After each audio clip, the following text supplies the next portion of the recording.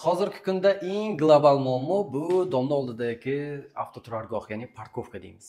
Juda katta muammoga aylanib ketgan. Deyarli hamma domla oldida bu tanqis, hamma mashina qilmaydi. Lekin bugungi domimizda parkovkadan muammo yo'q ekan. Zo'r qilib chizib qo'yilgan.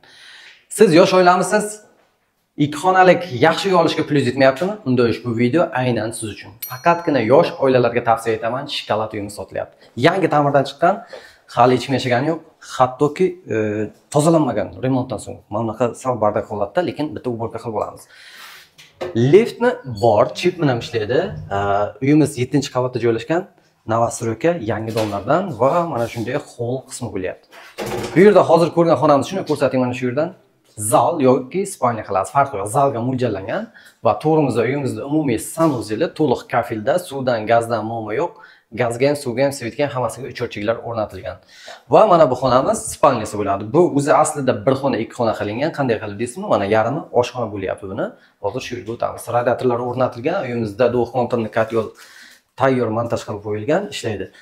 Endi kamchiliklarni aytadigan bo'lsam, oshxona mebellarni yasatish kerak, yana biroz kamchiliklar bor. Uborka qilish kerak va undan tashqari lyustralar qo'yilmagan. Kim bo'lsa ham bitta lyustralar qo'yib oladi.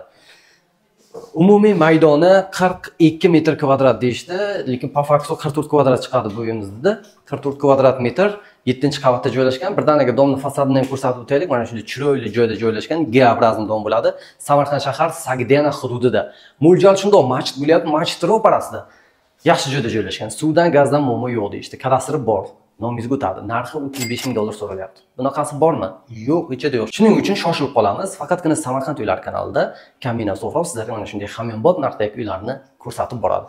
Kanalga obuna bo'lmagan bo'lsangiz, hozirroq obuna bo'lib qo'ying. Mana shunaqa arzon uylarni o'tkazib yubormaslik uchun bizni kuzatishda davom eting. Hammaga rahmat.